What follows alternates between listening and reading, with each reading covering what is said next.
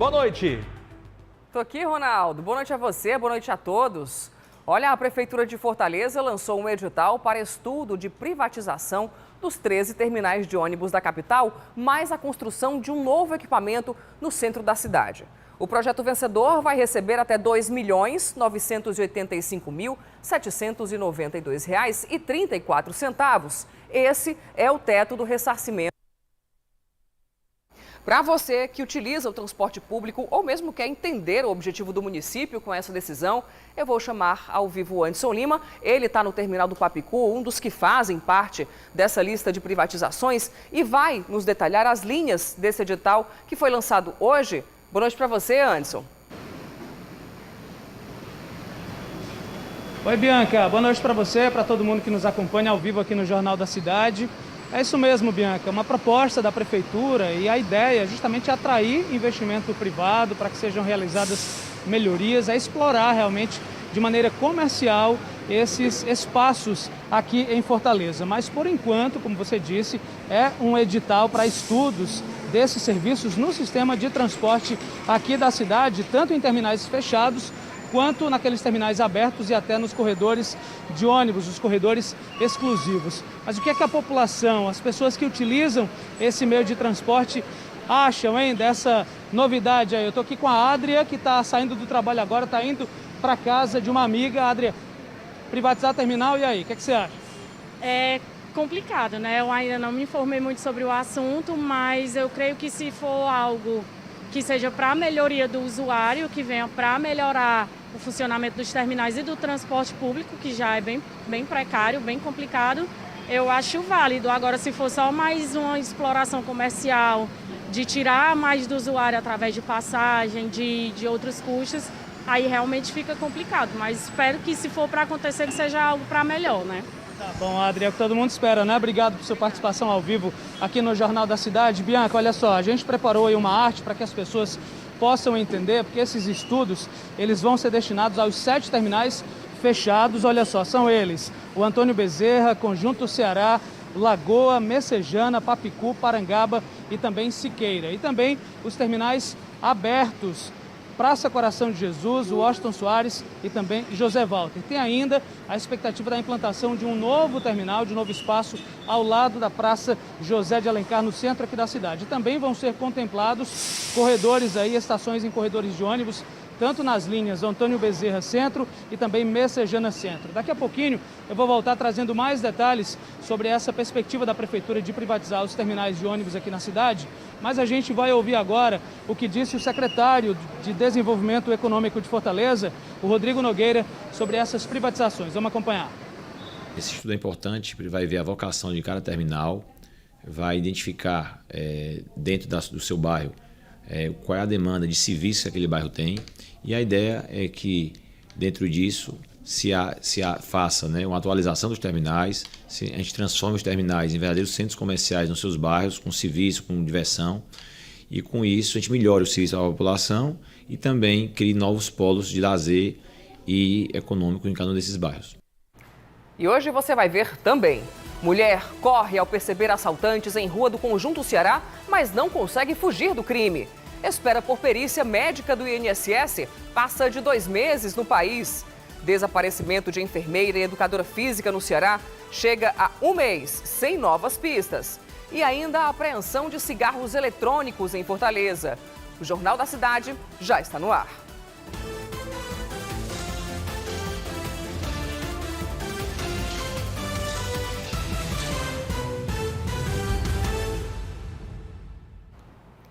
Câmeras de segurança registraram o assalto a uma mulher no Conjunto Ceará, aqui em Fortaleza.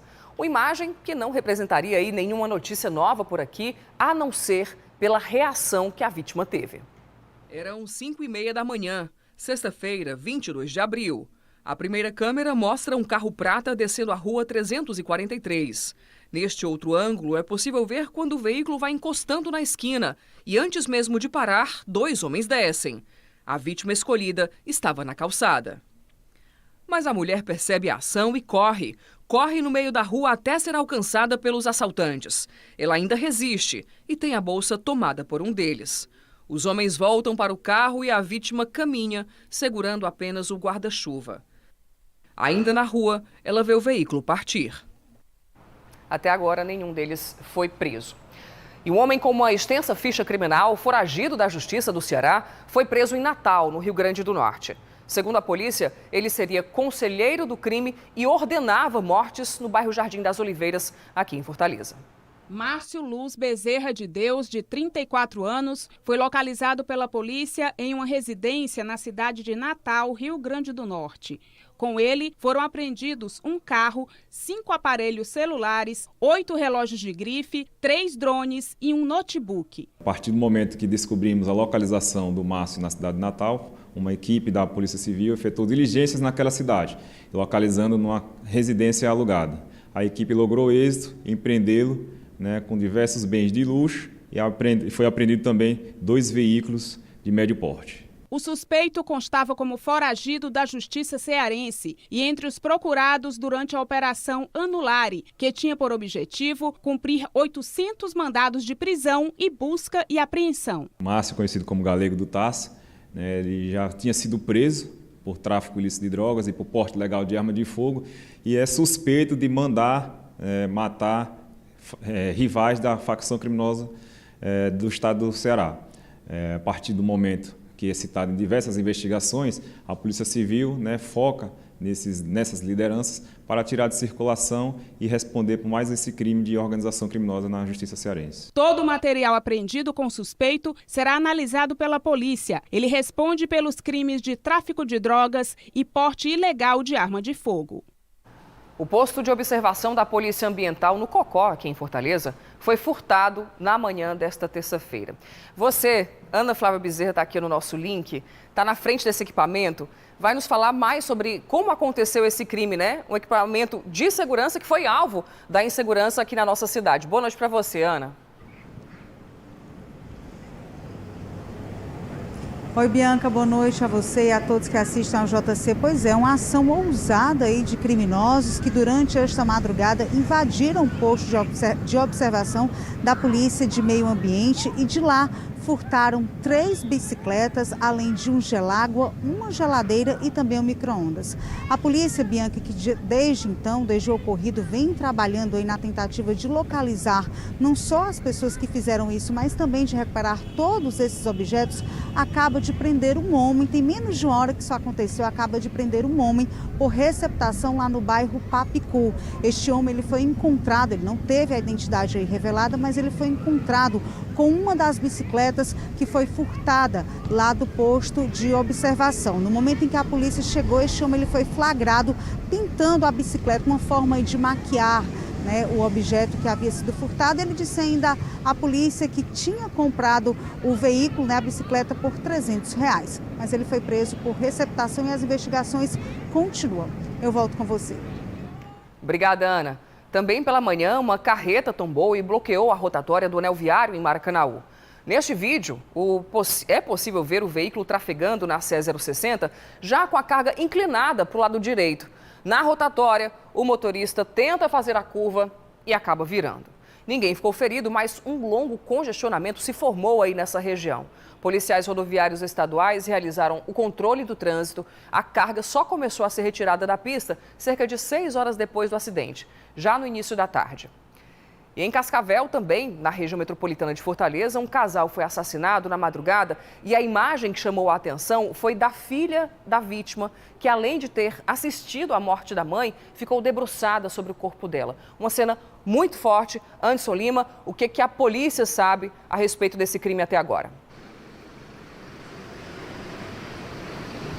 Sabe pouco, viu, Bianca? E, de fato, foi um caso que chamou muita atenção, causou muita comoção, inclusive, lá na cidade, pela presença da criança ali na cena desse crime, né? Esse fato aconteceu na madrugada de hoje, lá na localidade de Coaçu, em Cascavel. E na ocasião, o homem e a mulher, os dois de 42 anos de idade, eles foram fuzilados, foram mortos com vários tiros dentro do imóvel onde moravam. As duas vítimas já tinham passagens pela polícia, tinham antecedentes criminais. O homem respondia por integrar organização criminosa, por tráfico de drogas, associação para o tráfico, também receptação e porte ilegal de arma de fogo. Já a companheira dele tinha passagem por associação para o tráfico. Quem não tinha culpa nenhuma nessa história e acabou sofrendo esse choque foi, de fato, essa menina, apenas uma criança que presenciou esse crime e ficou durante toda a madrugada abraçada junto ao corpo da mãe. Certamente vai carregar esse trauma para o resto da vida. Esse caso está sendo investigado pela Delegacia Metropolitana lá de Cascavel. Bianca, eu volto com você. Obrigada, Anderson, mais uma vez. Bom, a gente faz agora uma pausa nas notícias policiais para lembrar você que mora em Fortaleza ou no interior do estado de ficar atento à agenda do Caminhão Cidadão. Um serviço itinerante, de graça, para emissão de documentos, RG, CPF e muitos outros, que circula por todo o estado. Hoje, quem teve acesso pertinho de casa foram os moradores do Joaquim Távora, aqui na capital. Os atendimentos começaram depois das 8 da manhã, mas antes disso já tinha uma fila em frente ao caminhão. Pessoas ansiosas para resolver pendências de documentos. Tirar a identidade. A sua está muito antiga, é? Já está antiga. Aí essa que a gente vai tirar é toda diferente, digital, né? Entre os serviços ofertados no Caminhão do Cidadão estão a emissão da primeira e segunda via da carteira de identidade, primeira via do CPF, emissão de comprovantes e do atestado de antecedentes criminais, impressão da declaração de NIS, orientação para fazer a carteira de trabalho, mas o mais procurado é a segunda via da identidade. A primeira via do RG é gratuito, a segunda via existe uma taxa, né? E essa taxa ela pode ser, o cidadão pode conseguir a isenção mediante a apresentação da declaração do NIS, né? E os outros serviços são todos gratuitos. Só este ano o Caminhão do Cidadão já esteve em 100 ações na capital e no interior do estado. A previsão é de que até o fim deste ano o caminhão passe por mais 300 lugares, vários bairros de Fortaleza e alguns municípios do interior. É fundamental que traga a certidão de nascimento ou de casamento, todos os documentos originais. É necessário também trazer foto 3x4 para fazer o RG. O menor de idade ele tem que estar acompanhado do seu responsável legal e essa pessoa também tem que trazer o seu documento de identificação.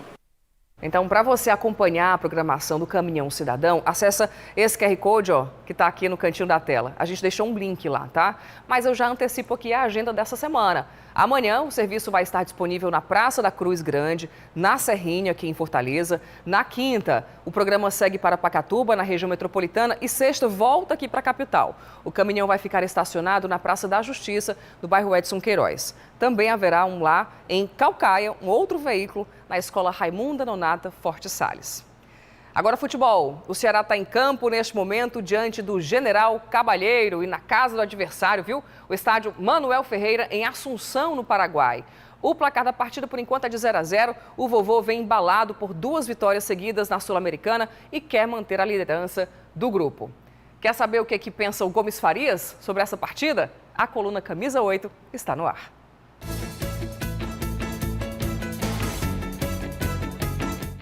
Olá, boa noite. Vira o disco, meus amigos, e hoje é Sul-Americana. Ceará está em Assunção del Paraguai, está lá no Paraguai, para enfrentar o General Cabalheiro. É o nome do time. É um time realmente antigo, um time de prestígio no Paraguai. Então o Ceará tem que se acercar de todos os cuidados para evitar um vexame. O Paraguai sempre tem sido um adversário perigoso para o futebol brasileiro. Quer seleção, quer times. Eu me recordo bem que eu, aliás, até transmiti esse jogo numa Copa do Mundo aí, nas eliminatórias, com o Maracanã com 203 mil pessoas. Hoje só cabe 70 e pouco, não sei, acho que o povo engordou demais, né? Me parece que 80 mil pessoas, 78 mil pessoas, mas eu transmiti esse jogo Brasil e Paraguai com 203 mil pessoas no Maracanã. E foi um sufoco para o Brasil. Pelé, no auge, fez 1-0 no final da partida. Então o Paraguai, eu quero dizer que é um país que tem um bom futebol. Então que o Ceará se cuide e que nós vamos fazer uma cobertura completa para a cobertura desse jogão de bola da maior importância para o Vozão do coração do meu povão. Passem uma boa noite e até amanhã.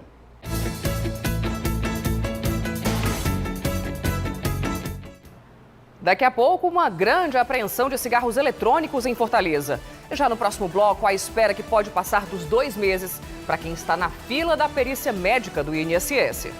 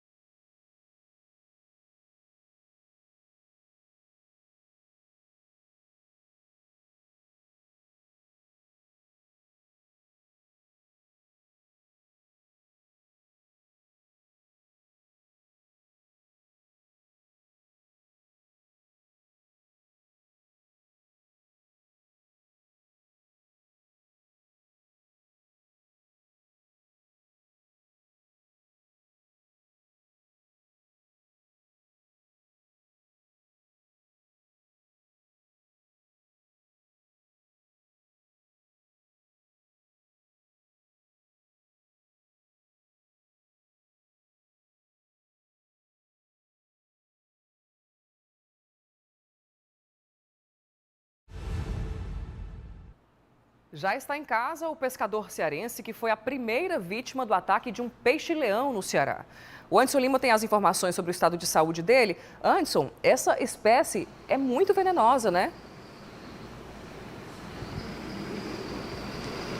É isso mesmo, Bianca. E quanto ao pescador, ele está bem, ainda está sentindo algumas dores, como você disse, já está se recuperando em casa, mas foi um grande susto aí na vida do Francisco Moura da Costa, de apenas 24 anos. Isso porque durante esse mergulho, nessa pescaria, ele acabou pisando nesse peixe-leão, que é considerado um animal invasor e acabou sendo atacado aí pelo bicho, como você disse, também é uma espécie venenosa. Foi o primeiro caso do tipo aqui no Ceará, aconteceu lá no litoral do município de Barroquinha, litoral oeste do estado. O Francisco, ele sofreu 4 perfurações no peito do pé e outras 3 na lateral.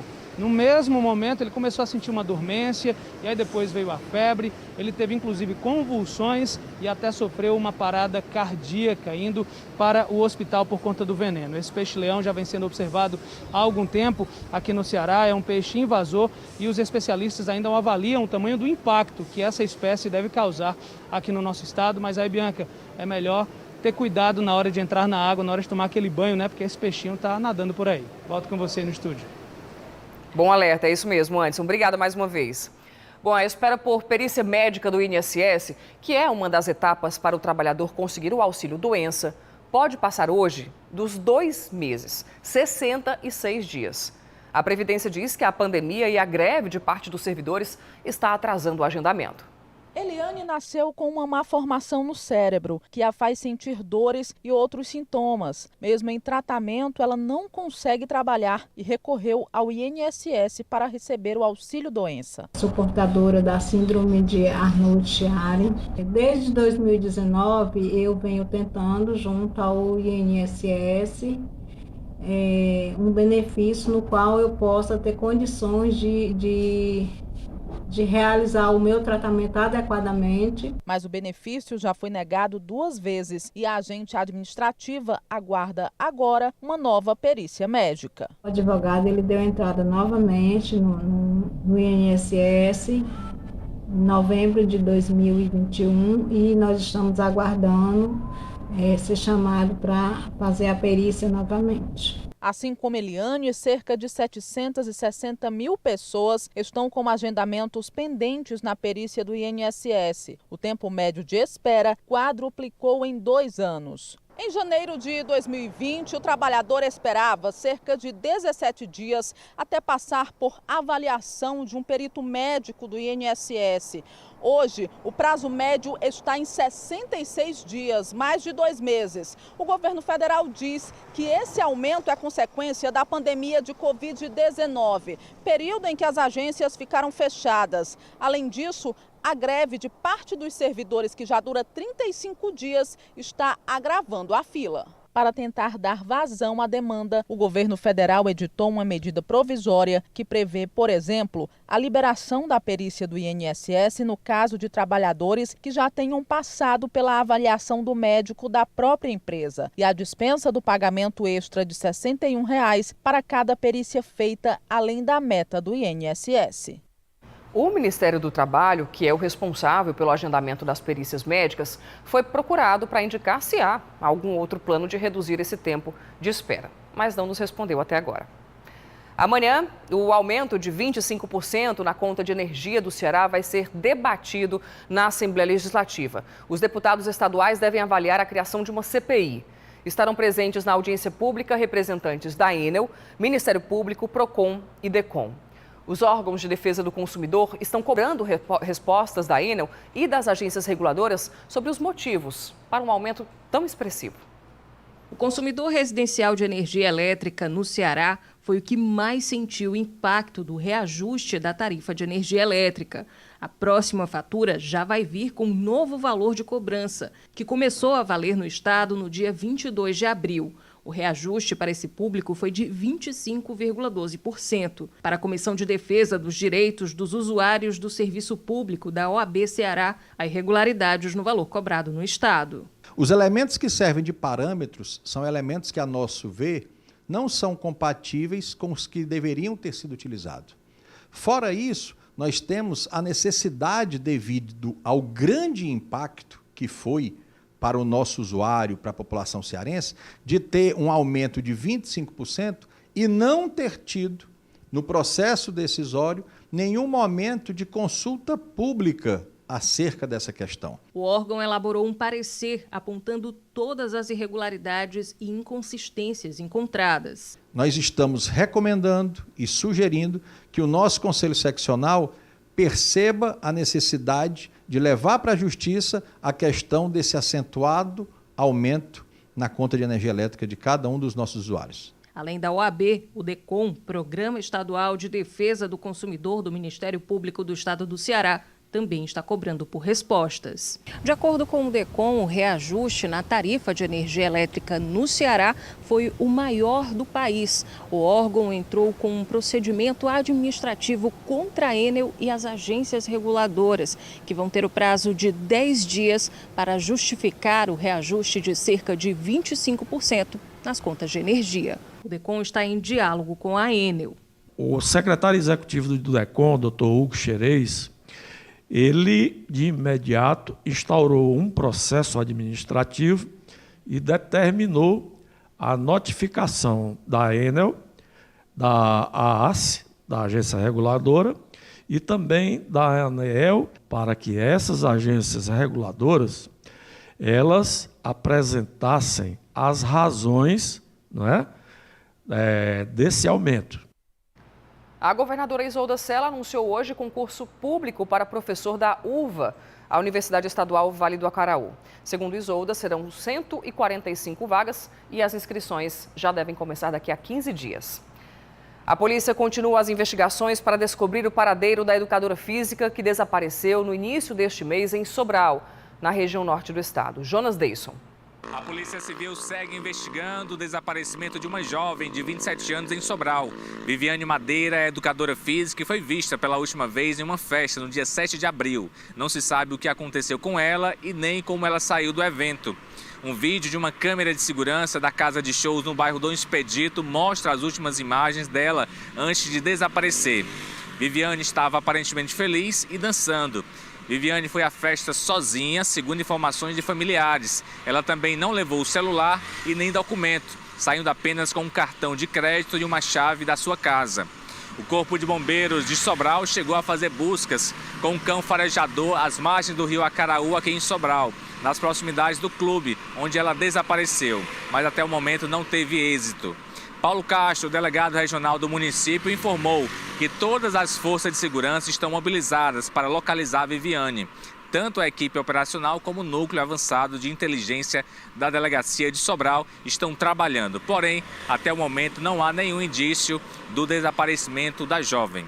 Nesta quinta-feira, dia 28, familiares e amigos da jovem irão realizar uma carreata, saindo do clube onde a jovem foi vista pela última vez, até a Boulevard do Arco de Nossa Senhora de Fátima, aqui em Sobral. O ato será para chamar a atenção da população e, sobretudo, para cobrar respostas das autoridades. De Sobral, na região norte do estado do Ceará, Jonas Deisson para o Jornal da Cidade.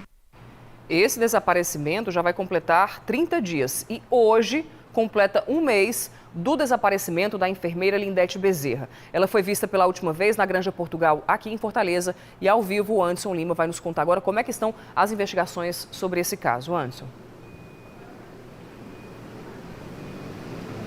Pois é, Bianca, a polícia segue trabalhando muito para poder localizar a Lindete. Um mês aí de angústia para a família. Há um mês a Lindete Bezerra de Albuquerque, de 56 anos, ela sumiu sem deixar pistas. Como você disse, ela foi vista pela última vez lá no bairro Granja Portugal, aqui em Fortaleza, e até agora não foi localizada.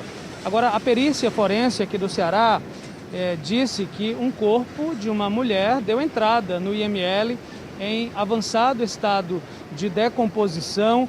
E olha, existe agora esse trabalho para poder identificar de quem seria esse corpo. Esse trabalho consiste aí em vários exames que estão sendo realizados lá no IML. É um trabalho delicado por conta do avançado estado de decomposição desse corpo, mas os profissionais seguem trabalhando muito para poder identificar. Logo depois que esses exames forem realizados por completo, esse laudo vai ser entregue à Polícia Civil aqui do estado, que vai tocar aí essas investigações, e claro que a esperança da família é localizar a Lindete com vida, e a gente fica aqui, claro, torcendo por isso. Bianca, eu volto com você.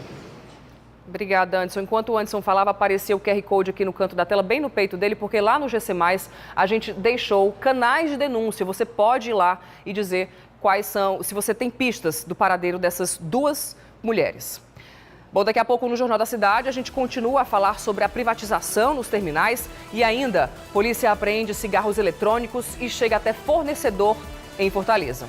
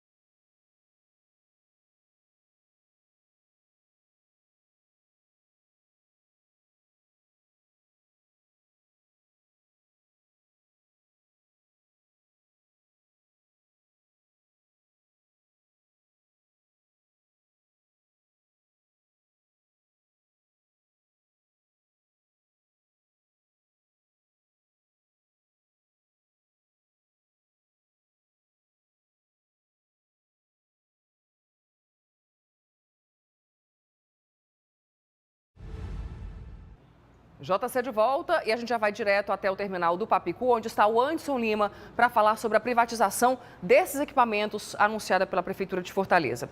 Anderson, o secretário do Desenvolvimento Econômico disse, logo no início do jornal, que esses terminais vão se transformar em centros comerciais. Você já conversou aí com alguns permissionários? O que eles estão achando dessa ideia? Pois é, Bianca, antes de falar sobre isso, queria dizer que os terminais de ônibus, o sistema de transporte público aqui de Fortaleza, movimenta mais de 675 mil pessoas todos os dias. E claro que essas mudanças vão impactar na vida de tanta gente, não só dos passageiros, mas também dos permissionários. Conversei com alguns deles e todos eles estão naquela expectativa, querendo saber o que de fato vai acontecer, o que vai mudar. Esse valor da passagem vai subir, eles vão poder continuar por aqui trabalhando. Quer dizer, que mudanças de fato vão acontecer nesses terminais? Mas a Prefeitura já disse que a intenção é explorar da melhor maneira, comercialmente, esses espaços, isso levando em conta as características de cada um, né, dos bairros onde eles estão instalados. E aí essas perguntas certamente serão respondidas ao longo do tempo pela Prefeitura. O fato é que esse chamamento público já está valendo, ele segue até o próximo dia 16 de maio, é o período em que as pessoas interessadas, né, em assumirem esses terminais vão poder apresentar esses requerimentos aqui em Fortaleza. Você falou inclusive do investimento, mais de 2 milhões de reais. É isso, Bianca, são muitos números que estão aí circulando, os passageiros estão interessados em saber o que de fato vai mudar com a privatização. A gente espera que, claro, esses espaços sejam mudados para melhor, Bianca, porque é o desejo dos passageiros e também dos permissionários dos terminais de ônibus aqui de Fortaleza. Eu volto com você no estúdio. E a gente, claro, vai ficar acompanhando esse processo todo junto aos passageiros. Obrigada mais uma vez, Anderson. Bom, e se você tem o seu carro particular, sabe que está tendo muita dor de cabeça com tantos buracos espalhados pela cidade. A situação precária do asfalto traz não só riscos de acidentes, mas também prejuízos no bolso do motorista. Nesta época do ano, as oficinas de Fortaleza recebem um número maior de clientes em busca de reparos em veículos, após quedas em buracos. Até porque eles estão por toda parte. E é quase uma missão impossível não cair em um deles. Estava voltando da casa de um amigo meu à noite e eu acabei pegando a General Murilo Borges. E aquela via à noite, ela tem uma iluminação muito ruim mesmo. O condutor acaba não enxergando muita coisa.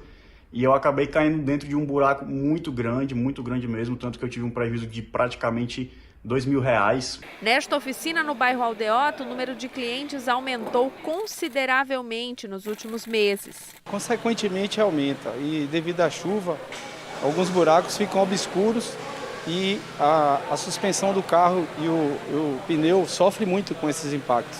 Mas os prejuízos causados pelos buracos muitas vezes não ficam só nos pneus, não. Cair em um buraco pode representar um prejuízo bem maior, porque pode comprometer outras partes do veículo. Como o pneu ele é mais sensível, ele tende a criar uma bolha pelo impacto, tá? E, consequentemente, dependendo do impacto, sofre todo o corpo de suspensão, caixa de direção, bandejas, buchas, bieletas, rolamentos. Pode até trazer um dano maior dependendo do buraco, cair e avariar o cárter do motor, que é onde deposita todo o óleo. E aí o motorista não percebe, conduz o carro do jeito que está, quando vai perceber, o carro já está funcionando sem óleo, é capaz de perder até o motor. A dica dos especialistas é para ter cuidado e tentar evitar esses inimigos do bolso dos motoristas. O motorista já percebeu que nesse mês de abril, além dos buracos, tanto a gasolina quanto o etanol sofreram um leve aumento no preço. Em média, o reajuste foi de 2%. Alto demais para quem já está pagando tão caro pelo litro dos combustíveis. São cerca de R$100 todos os dias. Só assim, Luiz consegue trabalhar como motorista de aplicativo com o preço dos combustíveis nas alturas. Fica até complicado para você poder manter o carro e botar a gasolina, né? O sentimento é o mesmo entre a grande maioria dos motoristas, que sem alternativa se veem forçados a abastecer, pagando muito além do que um dia podiam imaginar. Neste posto, o litro da gasolina custa R$ 7,37 e o do etanol não está tão atrás, R$ 5,95. Em média, os preços subiram 2% neste mês de abril, segundo o índice de preços Ticket Log. Os preços agora sofrerão variações bem maiores, tanto para cima quanto para baixo, porque serão diversos fornecedores. Nós tínhamos até uma época dessa, 97% de produto no Brasil, eles eram originários da Petrobras, ou pela importação ou pelo refino. Agora já está em torno de 70%, porque as companhias distribuidoras passaram a comprar diretamente do exterior ou de outros fornecedores. Ainda não existem boas estimativas de ver os preços dos combustíveis caindo. Aí, para nós, consumidores, existem duas alternativas: deixar o carro ou a moto em casa e buscar outro meio de transporte, ou pesquisar bastante. E nesta segunda opção, cada centavo a menos ajuda a aliviar o bolso. Neste posto, por exemplo, a gasolina está R$ 7,08 o litro. E olha só, tem até fila para abastecer. A gente tem que procurar, economizar, porque o negócio está difícil. Como o motoqueiro roda muito, a gente procura sempre um posto com combustível mais barato para poder aliviar nosso bolso lá na frente. Para o assessor de economia do Sindipostos, a perspectiva é que os preços se mantenham neste mesmo patamar, com leves variações para mais e para menos. A tendência é de uma normalização, ficar mais ou menos nesse patamar, com pequenos aumentos e pequenas quedas. A polícia apreendeu vários cigarros eletrônicos e acessórios para o uso desses produtos aqui em Fortaleza. Tudo estava à venda na internet. A investigação começou a partir da venda dos cigarros eletrônicos pela internet. Os equipamentos no anúncio chegam a custar R$ 450. Com o endereço da loja, no bairro Passaré, os agentes chegaram ao distribuidor. Apreendemos essa mercadoria lá e conduzimos o proprietário até a delegacia. E ele informou quem seria o seu fornecedor, que seria um outro estabelecimento localizado aqui na Avenida Godofredo Maciel, onde de imediato nós continuamos as diligências e fomos até lá, onde foi encontrada essa quantidade vasta aí de cigarros e acessórios. No local foram apreendidas 540 unidades de essência para cigarros, 130 acessórios para vaporizador e 16 cigarros eletrônicos. Os dispositivos são compostos de uma lâmpada de LED, bateria, microprocessador, sensor, atomizador e cartucho de nicotina líquida. Aqui no Brasil, a venda, a importação e a propaganda desse tipo de equipamento é proibido pela Anvisa desde 2009. Isso por causa da ausência de dados científicos que comprovem a segurança para o uso desse tipo de equipamento. A proibição também leva em consideração os riscos de doenças respiratórias e a possibilidade de explosão da bateria. É um produto que faz mal à saúde, é nocivo à saúde, E tanto é que já existe essa portaria, não é uma portaria tão recente, ela é datada de 2009, então já faz tempo essa proibição. E, como eu disse, além da proibição de uso, de venda, existe a de propaganda e tudo mais. Então mal faz, Em recente entrevista para a TV Cidade, a cantora Solange Almeida admitiu que já fez uso do cigarro eletrônico, vício que lhe trouxe sequelas. A revelação ganhou repercussão nacional no programa Domingo Espetacular. Eu conheci o cigarro eletrônico em 2020, Foi quase um ano usando o cigarro eletrônico.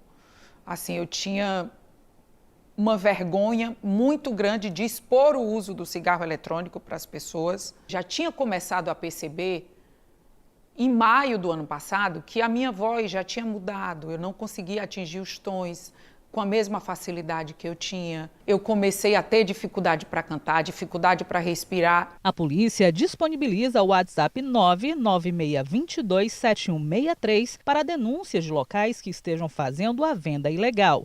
O sigilo é garantido. O Jornal da Cidade termina aqui, mas você fica agora com o Jornal da Record. Em seguida tem episódio inédito de Reis e logo depois Jesus, a série. Lembrando que amanhã, às 6h30, tem Balanço Geral Manhã com a Luciana Ribeiro e também o Miguel Anderson Costa. Para você, uma excelente noite e até amanhã, logo depois do Cidade Alerta Ceará. A gente se encontra. Tchau.